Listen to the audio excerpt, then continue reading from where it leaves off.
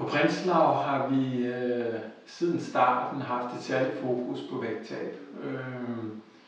Vægttab, både de mindre vægttab, som kan være efter diæt og motion, og i særlig grad for øjeblikket efter Wegovy-behandling, men også de ekstreme vægttab.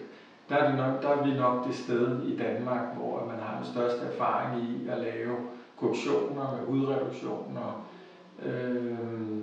både når det gælder bryst, når det gælder mave, når det gælder lår, når det gælder arme, og også ansigtsløft. Der er det sådan så, at det viser sig, at ved den type af plastikkirurgi, der er det nogle andre teknikker end dem, man kan bruge ved et almindeligt brystløft for eksempel, eller ved en almindelig maveplastik. Det er både noget, som vi synes her i huset, at det er nødvendigt, at man bruger de her særlige teknikker, men det er også noget, hvor vi helt klart sådan føler, at der giver vi altså patienterne en væsentlig bedre behandling, og vi giver dem nogle resultater, som gør, at de kommer nærmere en normalisering end det, som vi ellers kunne have tilbudt dem ved at anvende de gammelkendte teknikker. Det er vi selvfølgelig stolte af og glade for. Der er også meget, du kan gøre som vægttabspatient, inden du skal opereres. Det er ikke en god idé at være på vej ned ad bakke i forhold til din vægt. Mange prøver virkelig at tabe sig så meget som muligt, inden de skal opereres. Men det bedste og smukkeste er i virkeligheden, hvis man kan mærke, at man er landet på den vægt, som man både trives med, og hvor kroppen har det godt, og som man egentlig også selv er klar over, at man tænker, at den her vægt, den kan jeg faktisk holde resten af livet, hvis det skulle være. Så kan det godt være, at man får at vide, at jamen her der er det uhensigtsmæssigt at lave de her store avancerede operationer med den vægt, man har.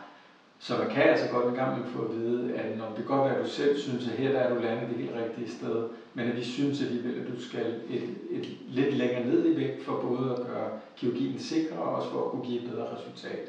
Men ellers generelt så er vi meget tilhængere af, at man skal ikke nødvendigvis have en meget lav vægt for at blive opereret. Det er heller ikke en god idé at have en høj vægt. Det er slet ikke en god idé at være på vej ned ad bakke. Det er heller ikke en god idé at være på vej op ad bakke, altså på vej op i vægt. Så der, når man er landet, har det godt med sig selv, og så vil man ofte få det bedste og det mest langtidsholdbare resultat.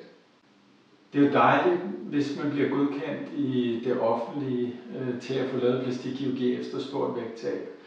Og det er der selvfølgelig stadigvæk mange, der gør. Der bliver arbejdet på at lave de kriterier for at blive godkendt i det offentlige endnu skrappere. Men der er også rigtig, rigtig mange, der allerede i dag kun kan blive tilbudt operation i det private. Der er nogle muligheder i det private, som man jo heller ikke har i det offentlige. Der er typisk nogle ting omkring at lave brystforstørrende kirurgi.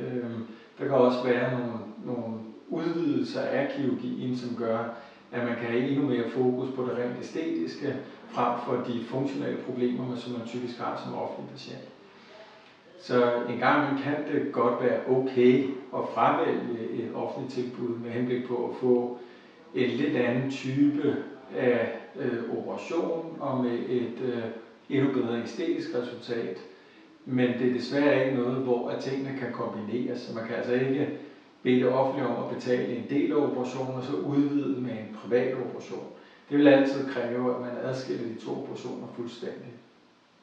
Så man er selvfølgelig velkommen her til vurdering som privatpatient, hvor man kan tale frit omkring de muligheder, der er for plastikkirurgi efter stor vægttab. Så har man altid mulighed for også senere at søge i det offentlige med henblik på, hvad er der så tilbud der, og så kan man jo sammenligne og finde ud af, hvad er det, der passer bedst til lige præcis dig.